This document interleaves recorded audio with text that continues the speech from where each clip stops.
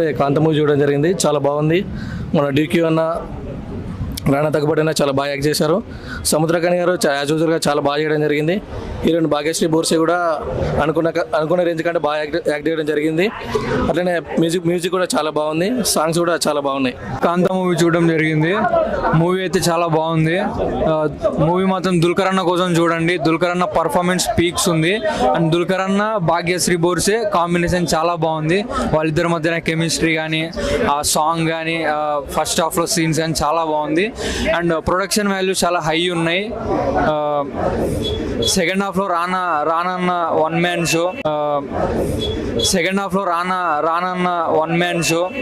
కాంతా movie so nice అన్న. యాక్చువల్గా main Durga Salman గారి యాక్టింగ్ సో నైస్. ఆ తర్వాత భాగ్యశ్రీ గారు, సముద్రగాని గారు, రానా గారు, మిగతా ప్యారలల్ యాక్టర్స్ వాళ్ళు అందరూ బాగానే చేశారు. ఫస్ట్ హాఫ్ ఒక క్లాసిక్ వెళ్తే సెకండ్ హాఫ్ ఇన్వెస్టిగేషన్లో ఇంట్రెస్టింగ్ వెళ్తుంది అన్న. క్లైమాక్స్ వచ్చినప్పటికీ దుర్గా సల్మాన్ ఒక పీక్స్ ఆఫ్ యాక్టింగ్ ఉంటుంది అన్న. రానా గారి సెకండ్ హాఫ్ ఒక డిఫరెంట్ ఒక పోలీస్ ఆఫీసర్ టైప్లో ఇన్వెస్టిగేషన్ ఉంటుంది. సో నైస్ ఇంట్రెస్టింగ్ ఉంటుంది. ఇంకా మిగతా సముద్రగాని యాక్టింగ్ కూడా వేరే లెవెల్ అన్న. కొత్త సముద్రగాని చూస్తాం యాక్టింగ్ సినిమాలో కొంచెం డిఫరెంట్ యాక్టింగ్ అయింది. చాలా బాగుంటుంది. అండ్ ఓవరాల్గా మూవీ అయితే good film, must watchable movie. Thank you. Kaantha ఎలా ఉంది? చాలా బాగుందన్న మూవీ.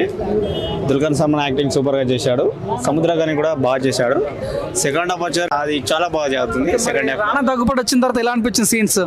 రానా దగ్గుబాటి యాక్టింగ్ వేరే లెవెల్ అన్న. ఇంకో వన్ మ్యాన్ షో. ఇక అక్కడ తను వచ్చిందంటే అక్కడ నుంచి వన్ మ్యాన్ షో ఉంటుంది అంతే. వేరే లెవెల్ పీక్స్ వెళ్ళిపోయింది.